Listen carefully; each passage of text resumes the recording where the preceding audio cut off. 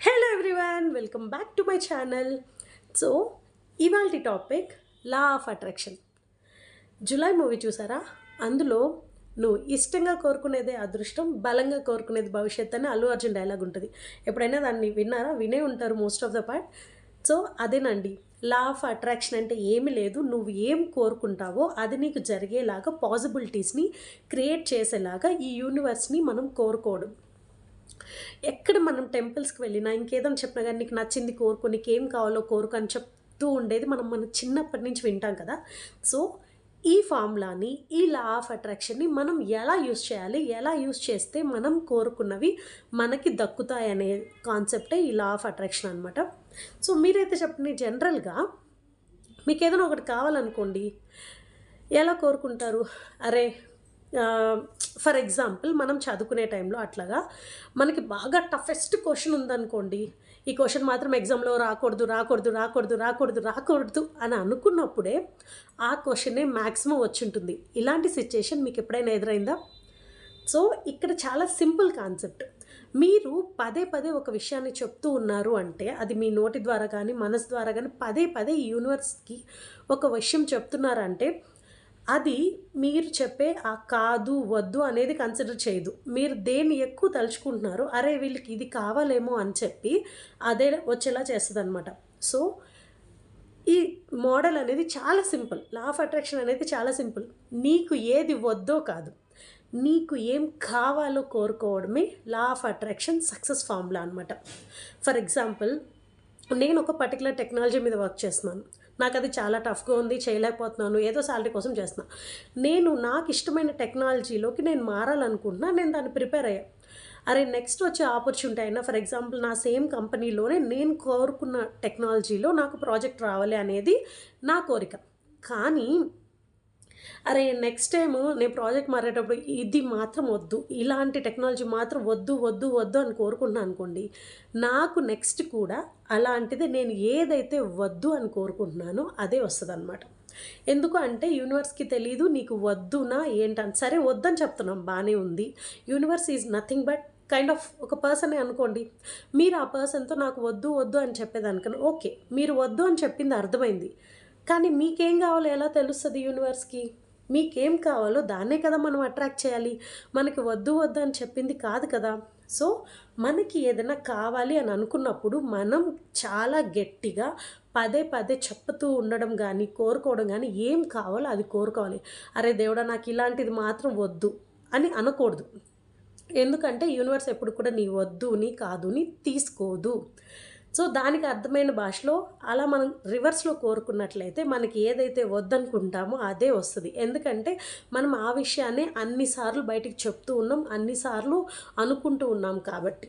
So right వేలో law of అట్రాక్షన్ని ఇలా మనం కోరుకోవాలన్నమాట. అర్థమైందా? కన్ఫ్యూజింగ్గా ఉన్నా కూడా కొంచెం ఓకే, సింపుల్గా నీకేం కావాలో అది కోరుకోవాలి, నీకేం వద్దో అది చెప్పకూడదు, తలుచుకోకూడదు. ఇదే లా ఆఫ్ అట్రాక్షన్. ఫర్ ఎగ్జాంపుల్, మీరు ఏదైనా కార్ కొనుక్కోవాలి అనుకున్నారనుకోండి, మీరు ఏదైతే కోరుకుంటారో మీరు గట్టిగా అని అనుకున్నప్పటి నుంచి, మేనిఫెస్ట్ చేసి అనుకున్నప్పటి నుంచి మీ కళ్ళ ముందు అలాంటి కారే కనిపిస్తుంది, ఆ మోడలే కనిపిస్తుంది, ఆ పర్టికులర్ కంపెనీయే ఎక్కువ కనిపిస్తాయి. అరే ఇన్ని కార్లు ఉన్నాయో రోడ్డు మీద అని అనుకుంటాం. ఎందుకంటే మీరు అప్పటి నుంచే దాన్ని తలుచుకోవడం స్టార్ట్ చేశారు కాబట్టి మీ కళ్ళకి అది కనిపిస్తుంది. అన్ని రోజులు అవేం తిరగకుండా ఉండవు, అవేమి మార్కెట్లో లేకుండా ఉండవు. కానీ మనం ఎప్పుడైతే దాన్ని తలుచుకుంటామో, కోరుకుంటామో అప్పటి నుంచే మన కళ్ళకి అది కనిపిస్తుంది. అలాగే మీకు ఎంత ప్యాకేజ్ కావాలి అంటే, ఎంత శాలరీ కావాలి, ఎలాంటి టెక్నాలజీ, ప్రతిదీ కూడా మీరు ఈ లా ఆఫ్ అట్రాక్షన్ అండ్ మేనిఫెస్టేషన్ని యూజ్ చేసి మీరు దాన్ని దక్కేలా చేసుకోవచ్చు. ఇది సైకలాజికలీ ప్రూవెన్. నేనేదో చెప్పేది కాదు, ఇంకొకరు చెప్పేది కాదు. లా ఆఫ్ అట్రాక్షన్ అనేది చాలా రిజల్ట్స్ ఇస్తుంది. నా లైఫ్లో జరిగిన ఒక సినారియో చెప్తానమాట. నేను బీటెక్ అవ్వగానే వెంటనే నేను జాబ్లో జాయిన్ అవ్వలేదు. ఒకరోజు హిందూజా గ్లోబల్ టెక్ అని నార్మల్గా ఐడియా ఉంటుంది, ఇట్స్ ఫేమస్ బీపీఓ అనమాట. దానికి ఒకసారి నేను ఇంటర్వ్యూకి వెళ్ళాను. బీటెక్ అయిపోయిన ఒక 4 years తర్వాత ఇంటర్వ్యూకి వెళ్ళాను. మార్నింగ్ టు ఈవినింగ్ ఆ టెక్ పార్క్లో వెయిట్ చేసింది. ఇంటర్వ్యూ అంతా తీశారు, 4-5 రౌండ్స్ తీశారు. స్టిల్ ఇంకా ఉందని చెప్పి వాళ్ళు 6:30 తర్వాత పంపించేశారు. ఎందుకో చాలా బాధేసింది. ఏడ్చుకుంటూ వచ్చాను. నాకు ఇప్పటికీ గుర్తుంది. ఆల్మోస్ట్ 6 కిలోమీటర్స్ నేను సిటీలో అలాగే నడుచుకుంటూ ఇంటికొచ్చాననమాట. ఏదో ఆలోచించుకుంటూ. ఎందుకు ఇలాగా నాకు జాబ్ రావాలి, నేను ఈ టెక్ పార్క్‌లో తిరగాలి అని చాలా గట్టిగా కోరుకున్నా. ఆ తర్వాత ఏమైంది అంటే, ఒక 1 ½ ఇయర్ తర్వాత నేను మంచి ప్రెజెంట్ నేను వర్క్ చేసే టెక్నాలజీని నేర్చుకున్నాననమాట. నేర్చుకున్నప్పటి నుంచి కూడా నేనేం నేర్చుకున్నానంటే, నాది ఆటోమోటివ్ డొమైన్.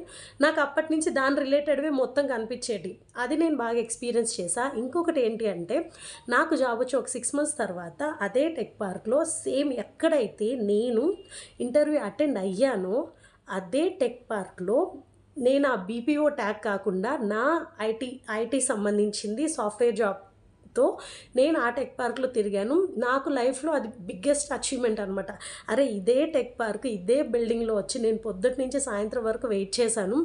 దేవుడు నన్ను గట్టిగా ఒక మంచి ప్లేస్‌లో సెటిల్ చేయాలనే బహుశా ఆ డిలే ఇచ్చాడు. అండ్ నేనేం కోరుకున్నాను అంత శాలరీ, అంత మంచి పొజిషన్ నాకు వచ్చిందనమాట.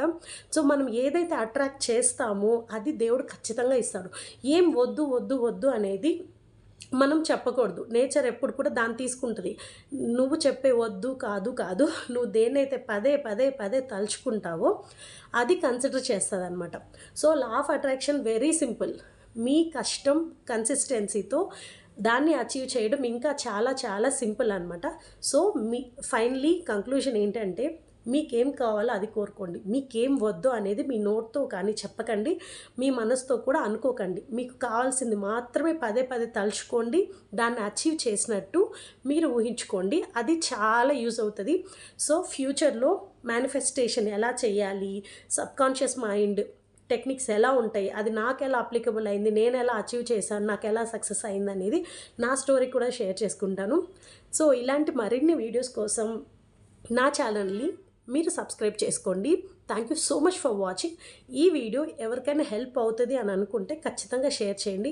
ఒకవేళ నేను చెప్పిన టెక్నిక్ మీకు ఇంకా క్లియర్గా అర్థం కాలేదు అంటే ఇంకా క్లియర్గా ఎక్స్ప్లెయిన్ చేయడానికి ట్రై చేస్తాను. Please subscribe to this channel. Thank you.